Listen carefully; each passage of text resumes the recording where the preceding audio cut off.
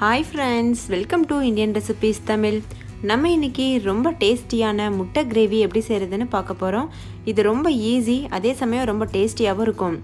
இந்த ரெசிபி பூரி, சப்பாத்தி, சாதத்து கூட நல்ல ஒரு காம்பினேஷனா இருக்கும். நம்ம சேனல்ல நிறைய எக் கிரேவி அப்லோட் பண்ணியிருக்கோம். ஸோ அந்த ரெசிபிலாம் உங்களுக்கு வேணும்னா டிஸ்கிரிப்ஷன் பாக்ஸில் லிங்க் இருக்குது, நீங்கள் போய்ட்டு செக் பண்ணி பாருங்கள். இது ஒரு டிஃப்ரெண்ட்டான கிரேவி. இப்போ வாங்க ஃப்ரெண்ட்ஸ், இந்த டேஸ்டியான முட்டை கிரேவி எப்படி செய்கிறதுன்னு வீடியோக்குள்ளே போய் பார்க்கலாம். வீடியோக்குள்ளே போகிறதுக்கு முன்னாடி எல்லாருக்கிட்டையும் ஒரு அன்பான ரெக்வஸ்ட்டுக்கு நம்ம சேனல் இந்தியன் ரெசிபீஸ் தமிழை சப்ஸ்கிரைப் செய்யாத நண்பர்கள் இந்த வீடியோக்கு கீழே இருக்க ரெட் கலர் சப்ஸ்கிரைப் பட்டனை கிளிக் பண்ணி சப்ஸ்கிரைப் பண்ணுங்கள். பக்கத்தில் இருக்க பெல் சிம்லையும் கிளிக் பண்ணுங்கள். இப்போ வாங்க ரெசிபி எப்படி செய்கிறதுன்னு பார்க்கலாம். இந்த ரெசிபி பண்ணுறதுக்கு ஃபஸ்ட்டு ஒரு மிக்சிங் பவுல் எடுத்துக்கோங்க. ஒரு சின்ன பவுல் எடுத்துக்கோங்க. அதில் 4 டேபிள் ஸ்பூன் அளவு தயிர் சேர்த்துக்கோங்க. ஃப்ரெஷ்ஷான கெட்டியான தயிராக சேர்த்துக்கோங்க. அப்போ தான் இந்த ரெசிபிக்கு டேஸ்ட்டாக இருக்கும். ரொம்ப புளிச்ச தயிர் சேர்த்திங்கன்னா டேஸ்ட் அந்த அளவுக்கு நல்லா இருக்காது. இப்போ 4 டேபிள் ஸ்பூன் தயிர் சேர்த்தாச்சு. இதில் கொஞ்சம் போல் உப்பு, நம்மளுடைய சுவைக்கு தகுந்த மாதிரி உப்பு சேர்த்துக்கோங்க. நான் ஒரு அரை டீஸ்பூன் அளவு உப்பு சேர்த்துருக்கேன். இது கூடவே 1 டீஸ்பூன் மல்லித்தூள், 1 டீஸ்பூன் அளவு கரம் மசாலா, 1/4 டீஸ்பூன் அளவு மஞ்சள் தூள், 1 டேபிள் ஸ்பூன் அளவு காஷ்மீரி ரெட் சில்லி பவுடர், நீங்கள் நார்மலான மிளகாத்தூள் கூட சேர்த்துக்கிறலாம்.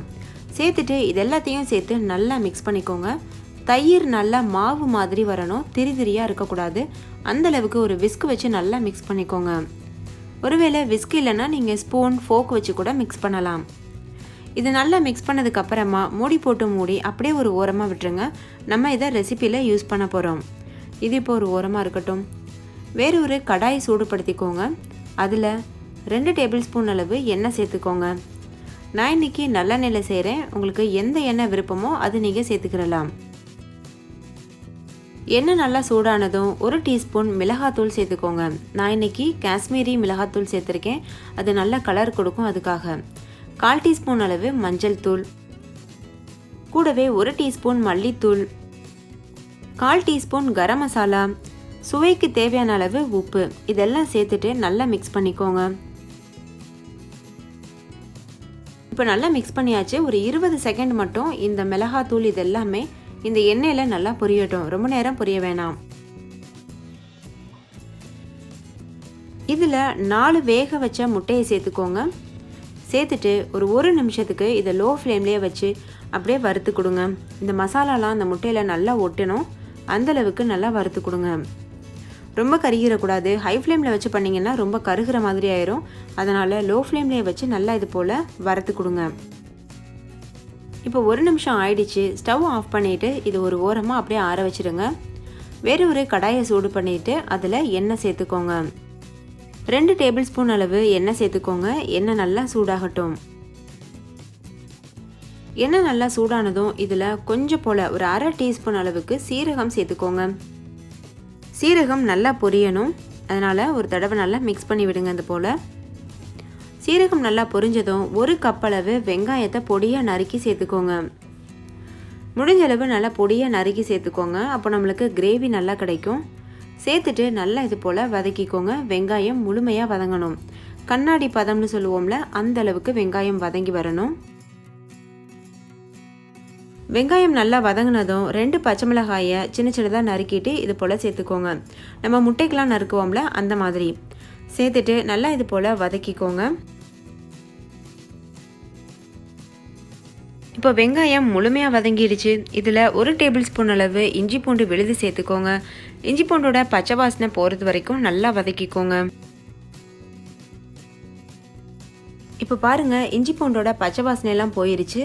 இந்த டைமில் இதில் ஒரு அரை கப் அளவு டொமேட்டோ பியூரி, அதாவது தக்காளி பியூரி இருக்குல்ல, அது சேர்த்துக்கோங்க.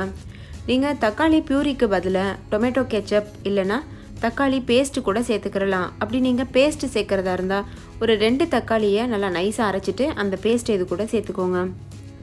பியூரி சேர்த்து பண்ணிங்கன்னா இந்த ரெசிபி ரொம்பவே அட்டகாசமாக இருக்கும். இப்போ இதை நல்லா மிக்ஸ் பண்ணிக்கோங்க. இது போல் இதில் கொஞ்சம் போல் தண்ணி தெளிச்சுக்கோங்க. ஒரு 2 டேபிள் ஸ்பூன் அளவு தண்ணி தெளிச்சுட்டு மறுபடிக்கும் ஒரு தடவை நல்லா கலந்துக்கோங்க.